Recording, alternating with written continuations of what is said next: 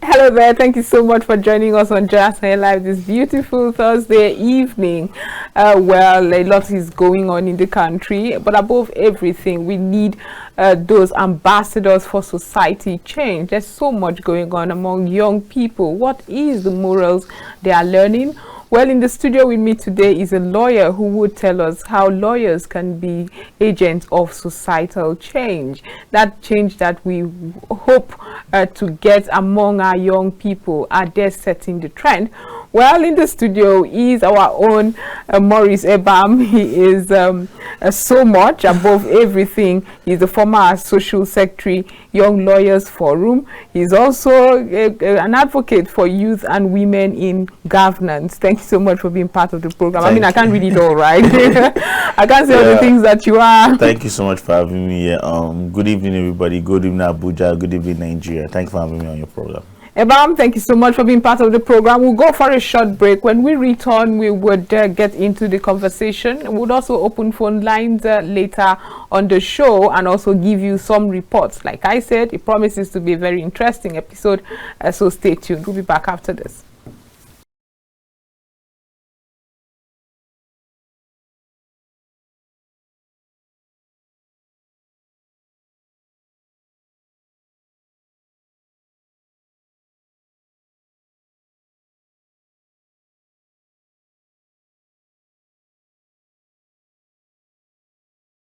Welcome back from that. Drug abuse has been a persistent challenge in Nigeria, affecting individuals and communities across the country. Recognizing the urgency of the situation in Abuja, the Reorientation Advocacy of Nigeria had a partnership meeting with the Federal Ministry of Health and Social Welfare recently to tackle the pressing issue of drug abuse in our country. While welcoming the team from the Reorientation Advocacy of Nigeria, the Permanent Secretary, Ministry of Health and Social Welfare thanked the group and encouraged them to keep the momentum as the Nigerian government cannot do it alone, while also assuring the ministry's readiness to partner to reduce drug abuse in the country. During the meeting, the convener of the Reorientation Advocacy of Nigeria, Charles Olufemi, emphasized the importance of collaboration and outlined a strategic plan to combat drug abuse. One of the key strategies he mentioned is to engage Nigerians in diaspora, top medical practitioners, and well-being individuals who are passionate about this cause. Messi Adeumi has the report. One of the first things we did was to look into carrying along all stakeholders. So we don't walk this by the left and then it's dragging from the right. So what we did is, put all these stakeholders together, have a meeting to let us work on this. And of course, Nigeria and the diaspora, because many of them are experts and they are helping the countries, across the world in solving their problems. Why their own country here in Nigeria is battling with different, issues. So that's why, of course, we're partnered with the Nigerian diaspora through the Almond Foundation, USA, to coordinate other Nigerians to work with us. One of the first things we did was to look into carrying along all stakeholders. So we don't walk this by the left and then it's dragging from the right. So what we did is, put all these stakeholders together, have a meeting to let us work on this. And of course, Nigeria and the diaspora, because many of them are experts and they are helping the countries, across the world in solving their problems. Why their own country here in Nigeria is battling with different, issues. So that's why, of course, we're partnered with the Nigerian diaspora through the Almond Foundation, USA, to coordinate other Nigerians to work with us. One of the first things we did was Olufemi also noted that the partnership aims to create a united front against drug abuse, fostering an environment of support, awareness, and prevention. He further stressed the need to focus on the northern part of the government, where substance abuse rates have been recorded to be alarmingly high. And of course, those who have issues with mental health, at the same time, care for them. And this care includes post-rehabilitation job creation.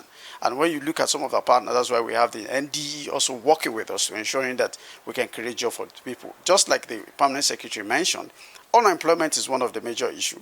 Of course, education and the rest of them. So we need to work holistically to ensuring that we work on this and make it happen for Nigerians to be out of this issue of drug abuse, at least in the next few years. The United Nations of Also speaking, Princess Anne Ehigiator, the diaspora coordinator of the Reorientation Advocacy of Nigeria, noted that Nigerians in the diaspora are actively collaborating with necessary bodies through partnerships to create a comprehensive support system for individuals battling drug abuse.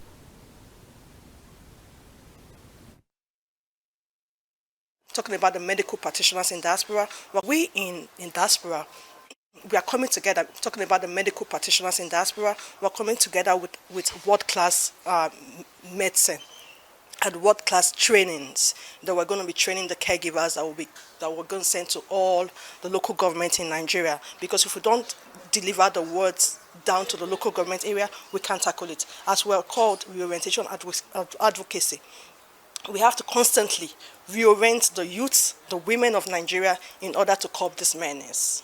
We in diaspora, we are coming together, talking about the medical practitioners in diaspora, we're coming together with world-class medicine and world-class trainings that we're going to be training the caregivers that we're going to send to all the local government in Nigeria. Because if we don't deliver the words down to the local government area, we can't tackle it. As we're called reorientation advocacy, we have to constantly reorient the youths, the women of Nigeria in order to curb this menace. We in diaspora, we are coming together, talking about the medical practitioners in diaspora, we're coming together with world-class medicine and world-class trainings that we're going to be training the caregivers that we're going to send to all the local government in Nigeria.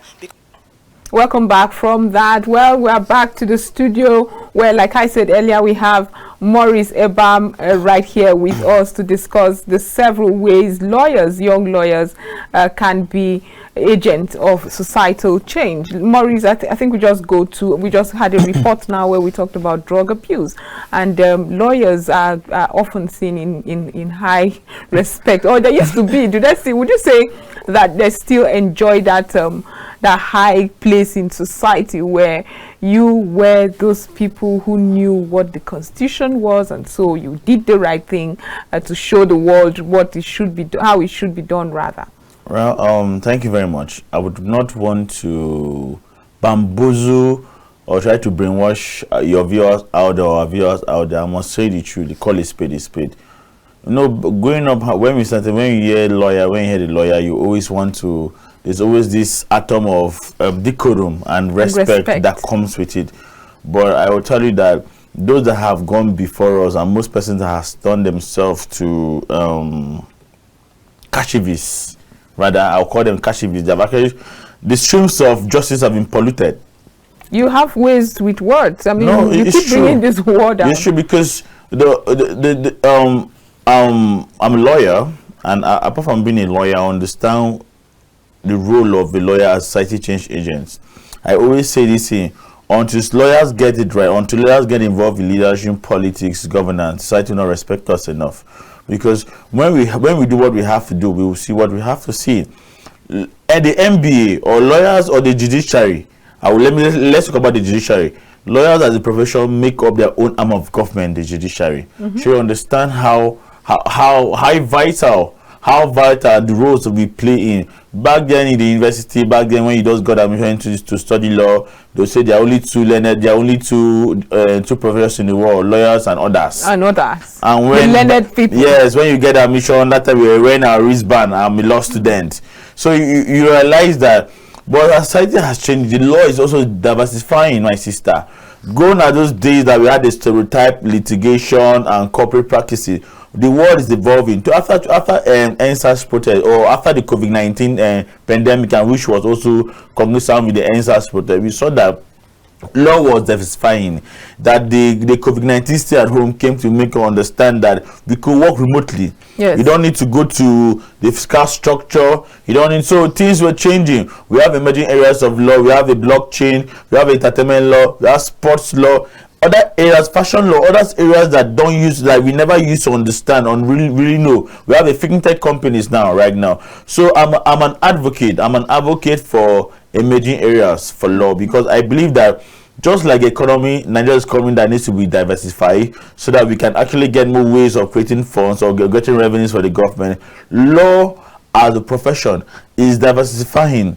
Now you can understand that even the robotics, the AI is actually taking over too. Right. So yeah, so you understand that we cannot continue doing the same things and expecting different results. And this is the client call to young lawyers out there. We just finished the Young Lawyers Summit that was held in Abuja here, which I was privileged to attend. I realized that young lawyers are the foundation of the legal profession. I want to really put it out there to young people that most times, you know how we suffer? Young lawyers suffer a lot. First of all, there's this expectation. Imagine doing 6 years in a university or 5 years in university, going to law school and doing 1 year. With that high expectation, you're thinking that, okay, after law school, after you pass your law school by God's grace, you get a good paying job. But kudos to the NBA chairman and YC SAN. I could tell you before his administration, lawyers were receiving peanuts. Young lawyers work like elephants and eat like ants. And when you want to say anything, the older lawyers will tell you that you are learning from them. But come on, we're all human beings, but we do the dirty work. It's the same thing that has to do with young people. We young people, we give in our energy and passion. We are not asking for too much. Too much, exactly. Young people are not asking for too much. Young lawyers are not, at least just our welfare, our empowerment. So, and there's always this thing that they say the sky is big enough for all the birds to fly without their wings stretching. Exactly. And that is how they say in law too. So I talk to lawyers out there that we owe it to not just to ourselves but society at large, that we must understand that we are positive change agents. Before you came, we talking about the issue of drug abuse. It's not been easy. You understand? It's not really been easy that the entertainment industry, those that should be role models, are actually putting this in the face of people, young people. So you understand that as lawyers, we actually have to be role models right now, because so much is reliant on us.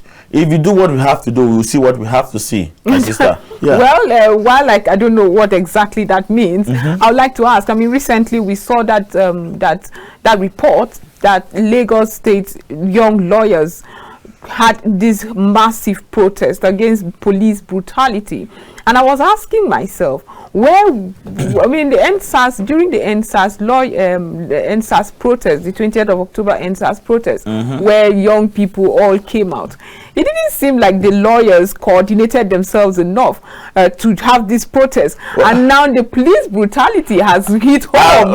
I would like you to respond to that, because I mean, you were really active. Yeah, you were really active, but I mean, that coordination that would have given a louder voice or amplified that call for the end of police brutality. You know, the law itself, the legal profession is a stereotype profession. We are not like other professions. We have a modus operandi.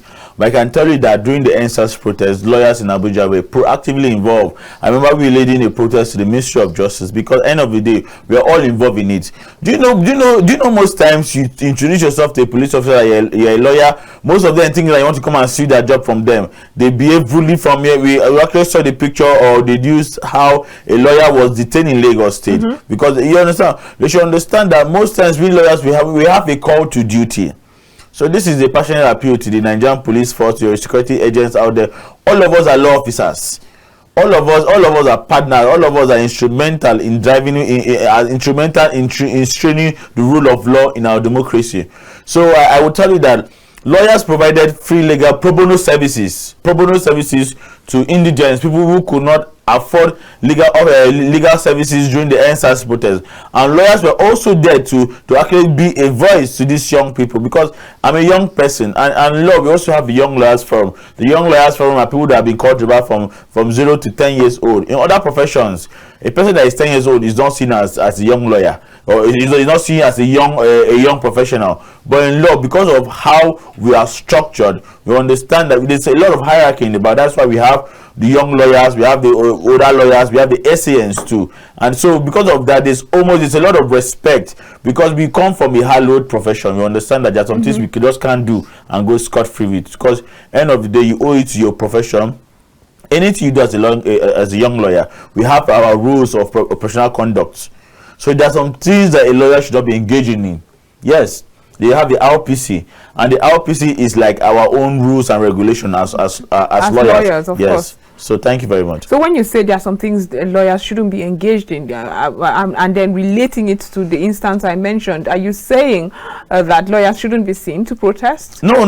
I never said that. Everyone has the right to protest. Of course, everyone has the right to protest. So I'm not saying, but I'm just saying that it would have been nice to see that coordinated effort to join the end SARS instead of later when it now hits home and you see that police brutality, which is what young people had come out to protest against, is now targeted on lawyers, and then they have their separate 2021 2022 they led Hawa Shakara of blessed memory. She was the NBA chairman Abuja Unity Barr, led a protest in the National Assembly when you talk about the judiciary. So lawyers are lawyers. I won't lie to you. Yes, no one is perfect, but at least they are trying their best.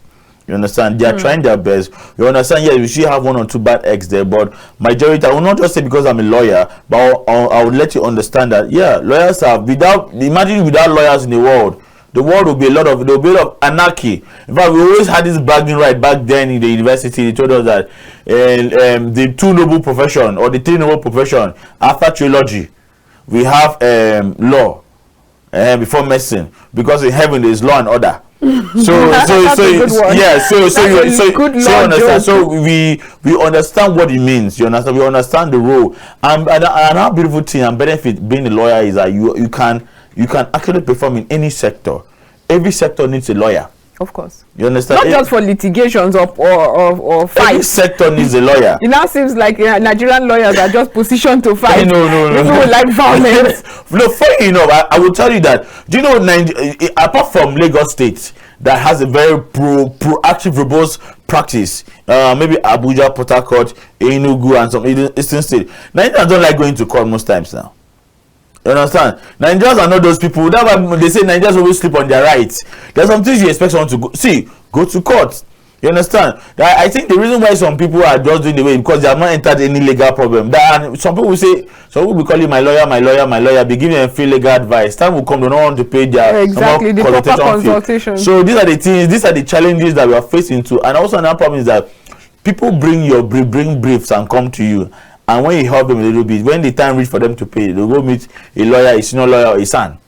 So we understand that as lawyers, all of us are all partners to progress. If you don't do your lawyer well, you are expecting to come and do well for you. But it does not mean that lawyers have a duty of care to always do well for their clients. However, with how Nigerian lawyers are often perceived, I mean, they say if it's only when you fall into trouble that you remember you need a lawyer. But that's wrong. That is indeed wrong. It's very wrong. However, how else do you think they can work collaboratively with government agencies to push forward this narrative? Because all hands must be on deck to see that. Look at our security situation. It's unfortunate that we are now recording several instances of security breaches.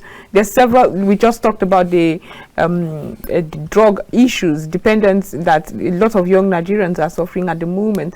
Do you have that coordinated or structured plan on how you can reach out to young people? Because it's now terrible when it now gets to the lawyer's hand. When you now need a lawyer for some of the vices, it means now you probably stand the chance of going to jail or paying a huge fine and all of that. Well, we have the Legal Aid Council, which is more of the arm of the Ministry of Justice that provides pro bono services to indigent persons.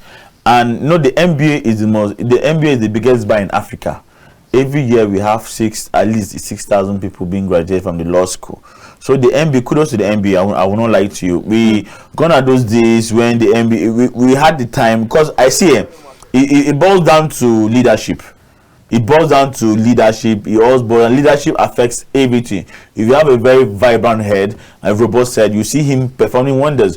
Kudos to the NBA president, YC Michael, the NBA chairman, Abuja Unity Barr, Afam Okeke. These are men that are actually, because when you say you want to be a leader or you are campaigning for a particular position, you must understand that it comes with its own enormous responsibilities.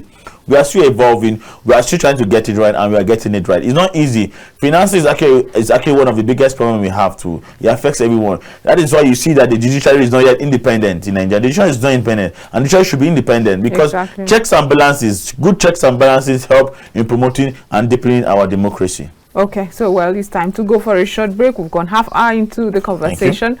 We still have so much more to discuss. This is Joy Asonye Live. We'll be right back.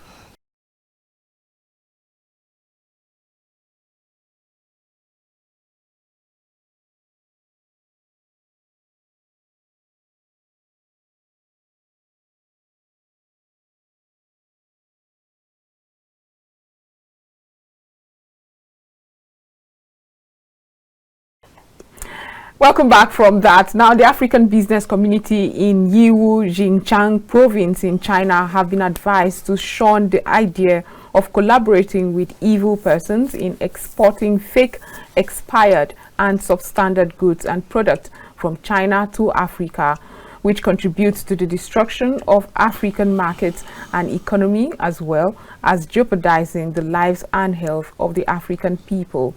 The admonition was given by Mazi Chimezie Okwema Ogu, the Consul General of the Consul of Nigeria in Shanghai, during the end-of-year program of All African Community in Yiwu. The Consul General also encouraged the African community in Yiwu to exhibit exemplary character as well as be good ambassadors in their host communities as representatives of African cultures. He reiterated his office commitment in persuading the host authorities to dissuade the wicked practice of exporting fake and substandard goods and products by establishing regulatory agencies to monitor export. In the same vein, the Consul General called upon the government of People's Republic of China to reevaluate the high tariff imposed on agricultural products from Nigeria, which is because China considers Nigeria a developed economy, which is tremendously affecting Nigeria and China trade. He also made this call during the Global Digital Expo conference in Hangzhou in Xinjiang province. Mazi Ogu stated Nigeria is disadvantaged because of the Chinese authorities' classification of Nigeria as a developed economy, and as such imposed more than 2 digits taxation on goods and products from the country. He canvassed that his regime of tariffs, or rather, he canvassed that this regime of tariffs should be revisited by the Chinese central government in Beijing to allow the Nigerian businessmen and their Chinese partners to participate in the new Chinese global digital economic production. Now, moving on now, we're still discussing how young lawyers in the country, in Nigeria, can be agents of societal change. We had been discussing this before the half hour. Maurice Ebam is still here with me. He is a young lawyer. He's also an advocate for women in governance and so much more. Maurice, it's good to have you be with us as we discuss this very important subject matter. Thank you so much. I'm happy to be here. Right. Well, while you served as you served as the social secretary of the Young Lawyers Forum. What would you say you brought to the table that is different from what every other one did? Well, I was excited you asked me this question because I started my politics from the MBA. Yes, as a young lawyer, I had the privilege of starting from there, having my first real leadership role in the secular world after law school from the MBA as social secretary. And during my time as social secretary, I tried networking with lawyers within Nigeria and young lawyers within Africa too, in what we call the emerging areas of law for young lawyers in Africa. I remembered having a webinar on that, getting lawyers from Kenya, Rwanda, Ethiopia, as we discussed emerging areas for law for young lawyers, because law in Nigeria is the same emerging area of law in Nigeria is the same emerging area of law in Kenya. So we must start collaborating, we must start networking. See, teamwork makes the dream work. So at the end of the day, when we understand that our competition is not we Nigerians, but the world outside there, the global stage, we understand that there's so much work to be done. And through networking, partnership, and collaboration, can we only achieve this? So, as a short secretary of Young Lawyers, I try to make sure that I try to engage other organizations or try to engage other NGOs to see how we can create a working relationship. We provided pro bono services to indigents. Most time we had these outreaches at Wuse Market there. So these are those creative, innovative ways that you don't need to spend money, minimal cost. I mean, I don't need to break the bank. All I need to do is to put on my thinking cap and think on my toes. So as a young lawyer, I realized that as a young lawyer, I actually had so much to offer to the society. And then that is when I left. The NSAS protest came. I was actively involved in the NSAS. And after the NSAS, I told myself, do you know what? I'm not going to sit by the fence and complain anymore. As a youth and also as a young lawyer, I got involved in a political party that aligned with my vision. I understood that being a lawyer and getting involved in politics, there are a lot of opportunities out there. Exactly. So I actually got involved in a political party that aligned with my vision. And after that was the beginning of when I started cutting my political teeth in a political party. And since then, I want to thank the media out there. I want to thank them because the media has also played a very, very important role in my rise. Because I understand that this thing I'm doing is not for myself. It's for my own generation. This is going to be at least when I was young. What did you do as a young man?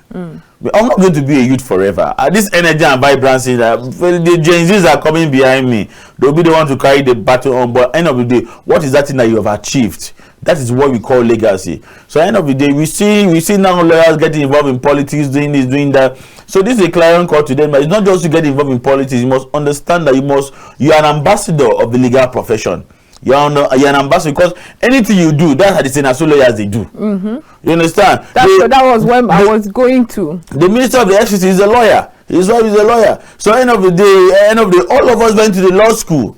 I went to the Kano Law School. We have the Kano Law School. We have the Bayelsa Law School. We have the Abuja Law School. We have the Enugu Law School. We have the Adamawa Law School. And there are rumors that they want to open, okay, they have the Port Harcourt Law School. So end of the day, going to the law school, spending 5 years, 6 years in the university and going to the law school, the end of the day, fit and proper. At the end of the day, because you'll be adjudged fit and proper before you are giving your certificate. And when you are called to by the body of bench, you say, okay, that is just the beginning of the journey. After being called to bar, back then we were reading law school just to pass our law school so we can be called to bar. But after called to bar now, another journey begins for us. So at the end of the day, this is also an opportunity for, back then, we have a problem.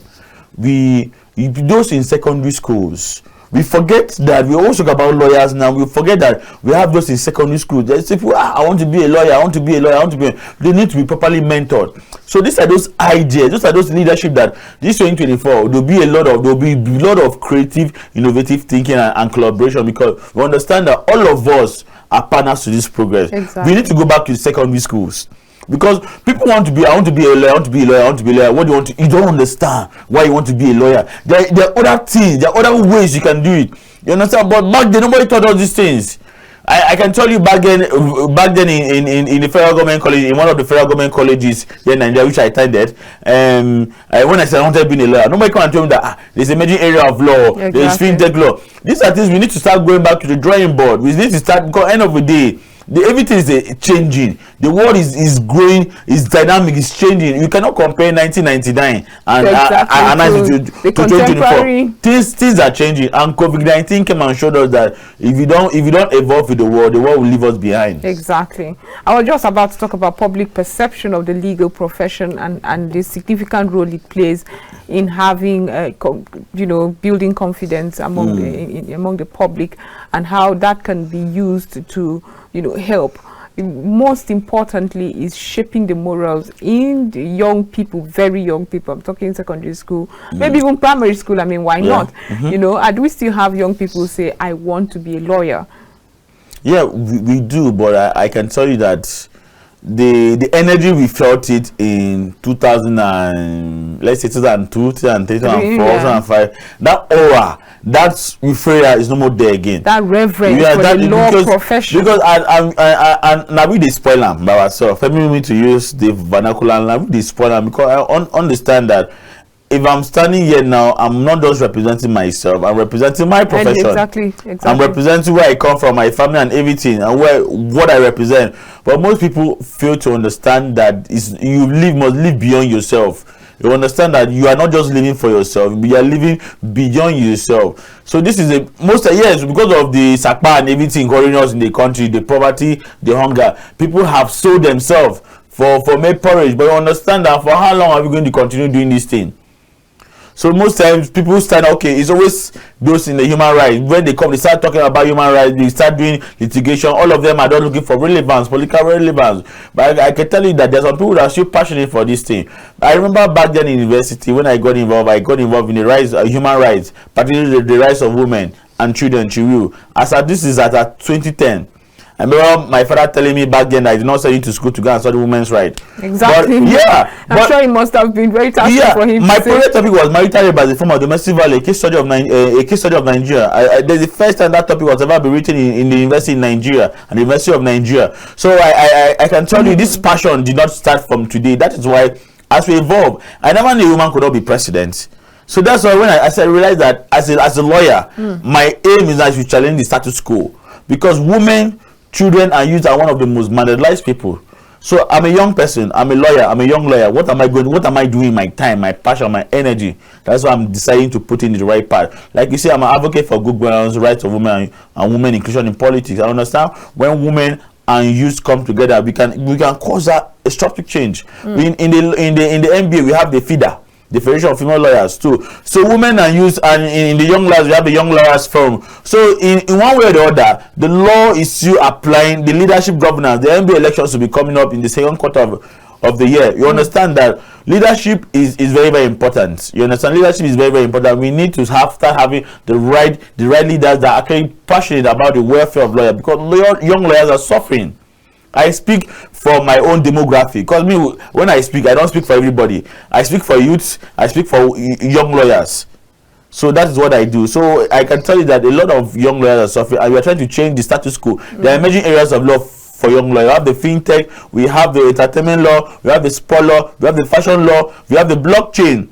It goes on and goes on. So I can tell in the MBA you have the continuous legal education where lawyers go to retrain themselves. Because I always tell a young lawyer, let's just take advantage of this. It's not just to say I'll be barrister, be barrister, be barrister. You understand? The world has gone beyond. Some people don't like going to court again. And now that CAC has made the company registration even easier for people now, we must start looking at many areas of law. Areas that have not been paid attention to. We have space law. There's a lecturer at the University of Calabar, Anagi. She's actually one of the pioneers of space laws in Nigeria. I can see some months ago, some years ago, she took some law students to Geneva, and they came to and they made Nigeria proud. So you must think outside the box. Even as a lawyer, what value can I add to the system? Right. So for me, I call myself a developmental lawyer, a lawyer that sees himself as society change agent, that decided to be a positive change agent in society. For me, I see politics as an avenue of getting it right, and women and youth inclusion are actually very, very important in introducing the democracy that we want, with lawyers playing a very vital and pivotal role. That's a very interesting one, and I'm happy that you keep hammering on these emerging contemporary ways that young lawyers can forge. But would you say that we have the constitution, the policy direction necessary? You just mentioned space law, and I thought about it. Yes, why not? We should have regulations around this space, and we should have lawyers who or legal luminaries who know this thing. But would you say that it's available as it should be? Well, we call it emerging areas. These are ways that, you know, we growing up, everybody was stereotyped with litigation and corporate practice. But as we push further, realize that emerging areas of environmental law, and sports law, we have entertainment law, fashion law, IP law, data protection. The law is changing. You understand? The law, the law is changing, that we cannot continue to be holding back to the old precedent. Things are changing. People now are now making money from emerging areas of law, and this is the future. This is the future, because now, like I was saying now, the way AI is taking over now, so people are even losing their jobs. But with emerging areas of law, you can be creative, innovative. Look for it, because everybody looks for a lawyer. Everybody somewhere. Someone some months ago, a friend of mine called me to consult for a fintech firm. You understand? You understand that people, you understand cryptocurrency, everything is going. You understand? So this is like, back then we used to say diversify the economy, diversify the economy. And then when I stumble, I'm an advocate for emerging areas of law. And then when I stumble upon emerging areas of law, I say this is the diversification of law, and this will create more rooms and opportunities for lawyers, especially young lawyers, because diversification of law is more of IT related and centric, and we young people are the ones really at the forefront when it comes to innovation and ICT. Right. That's quite interesting. But how are we not seeing more advocacy? It seems like the young lawyers seem to be struggling so much. I've seen a lot of people who say, you know what, this law is not for me. The struggle is too much. I join music. I see them try to do way other things. So how can we have more of this advocacy? There is so much more. I'm currently working on a project. I don't know if I'm permitted to say it or I'm actually working on the project. You're permitted to say it. I'll just charge you later on. That's all. So I'm actually working on the book for emerging areas of law, because I told you that when I was Chief Secretary of the Young Lawyers Forum, I realized that there are emerging areas of law. So that's why I consecrated as a lawyer. So more of getting areas of law that because we are going back to the universities and secondary schools and to tell people that this law is changing, and there are opportunities out there. There are opportunities out there for us. So this is an opportunity for us to maximize what we are, who we are at a time like this. As a youth, this is going to be my own contribution. So I will carry the viewers along, because at the end of the day, we all have this one nephew or one niece or one brother that wants to be a lawyer. I can say when I talk to them, I say, I would like to be a lawyer, because but you really understand what it means to be a lawyer? Do you understand? Because for me, I see law as a calling. You understand? Law is one of those vocations like the priesthood. Law is like the military.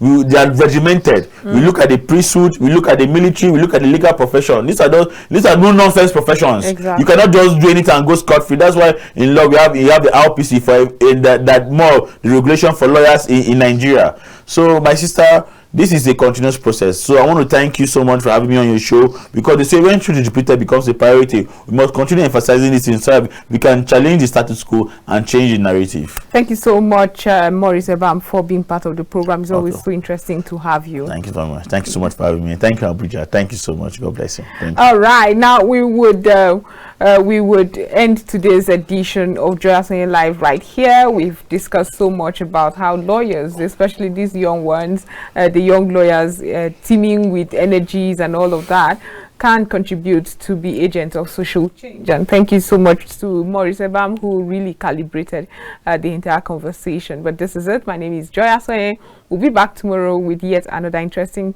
edition. Do have a restful evening.